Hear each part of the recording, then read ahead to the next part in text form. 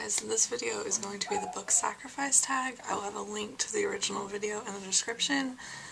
Basically what it is there's different categories and you tell which book you would be willing to sacrifice in each category.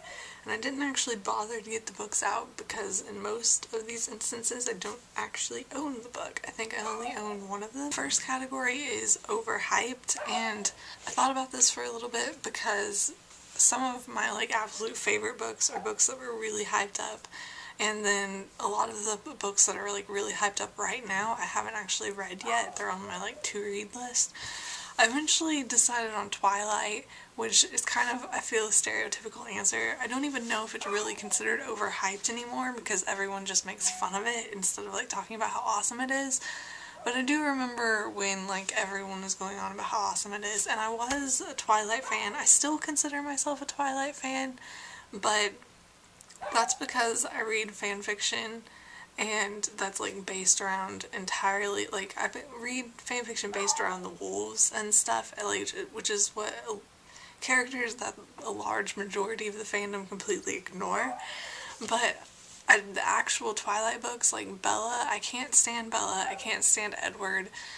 The large majority of the books I don't like anymore, but I've just become so involved with that part of the fandom that I do still kind of consider myself a fan, but I don't actually like the actual book. Next was a sequel, and I struggled with this one because I tend to like sequels. If I liked the first book, I tend to like the sequel. So I was looking through my Goodreads at various sequels that I had rated and stuff, and went with Partition by Leigh Messina, and this is because I have these books on my Kindle, and I was given the first one for review, and it's like a novella, and liked it okay, but I had a lot of problems with it, and then I decided to read the second one because I was intrigued enough that I wanted to see how it would go and see if maybe it got better, because I could see how it could get better, and then ended up really not liking the sequel, Partition, and I can't remember the name of the first one as of right now, but I just didn't like it. It wasn't horrible. I think there's going to be a third one, and I still want to read it and see how it ends. I think I gave it 3 of 5 stars on Goodreads when I was looking, but I just have major problems with it at the same time, so I'm going with that. The next is a classic. I went with Old Man and the Sea because I had to read that, I think, the summer between my junior and senior year. I think it was summer reading for my senior English class, and I had to read it because we had a test on it come the beginning of the school year, and it was the hardest thing ever for me to read. I had no interest in it whatsoever.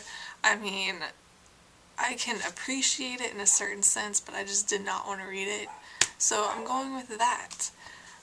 But there's a classic that I hate even more and would be more willing to sacrifice, but that's going in the next category, the last category, which is your most hated book ever.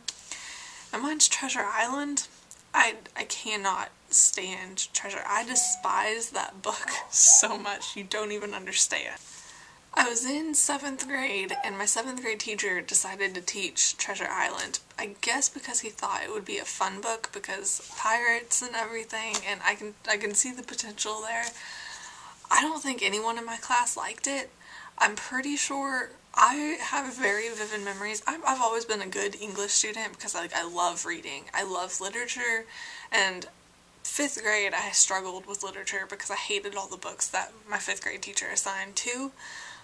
But I've generally been a good literature student, and then we got Treasure Island in 7th grade, and I couldn't read it.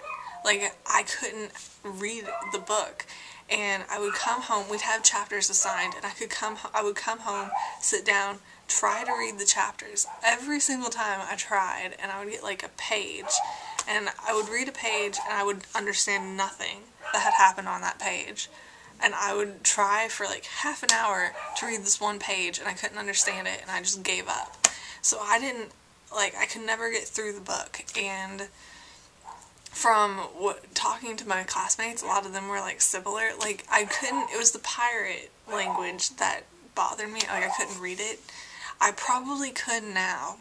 I feel as if I went back and read it, I could probably understand what they're saying, but at 13, I couldn't make out that book. I couldn't understand it at all. I had no idea what was going on. And then I remember we watched the movie afterwards, or one of the movies, and like suddenly things made sense that I had really struggled with in the book.